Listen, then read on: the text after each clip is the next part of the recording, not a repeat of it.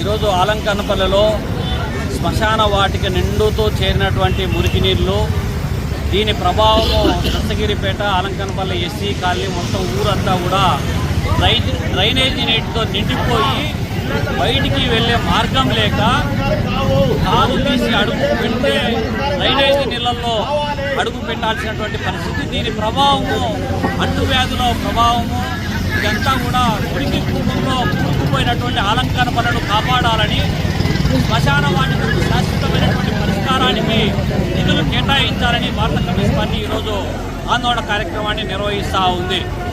ప్రభుత్వమేమో రకరకాలైనటువంటి వాగ్దానాలు చేస్తుంది, నిధులు వరదల్లాగా వచ్చి పడతా ఉన్నాయి. అదో అక్కడ బుగ్గవంకలో బ్రహ్మాండంగా మొక్కలన్నీ పెరికేసి బ్యూటిఫికేషన్ చేశాము, నిధులు ఎంత కావాలంటే అంత చేస్తున్నామని చెప్పి గొప్పలు చెప్పుకుంటా ఉంది.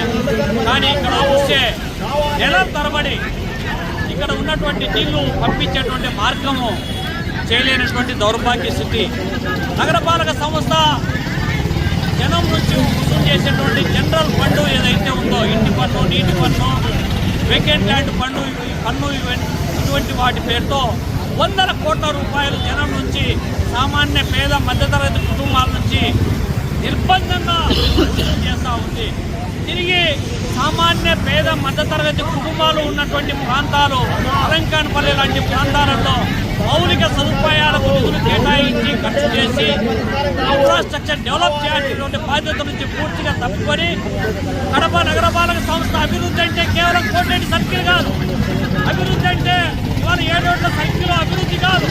ఇవాళ పెంచుడు పంచాయతీలు అయినటువంటి మూడూరు పంచాయతీగా ఉన్నటువంటి ఈ ప్రాంతంలో నగరపాలక సంస్థ అయినటువంటి నాటి నుంచి ఇప్పటి వరకు మీరెంత డబ్బులు కేటాయించారో, దేనికి కేటాయించారో అనేది లెక్కలు తీస్తే ఎక్కడే కానీ అభివృద్ధి కనపడనటువంటి పరిస్థితి. నెల తరబడి నీళ్లు నిలబడితే నగరపాలక సంస్థ ఏం నిద్రపోతా ఉందా, లేకపోతే అధికార పార్టీ నేతల ఇళ్లలో గోకులు గడుపుకుంటా ఉన్నారని చెప్పి భారత కమ్యూనిస్ట్ పార్టీ ప్రశ్నించదలుచుకుంది.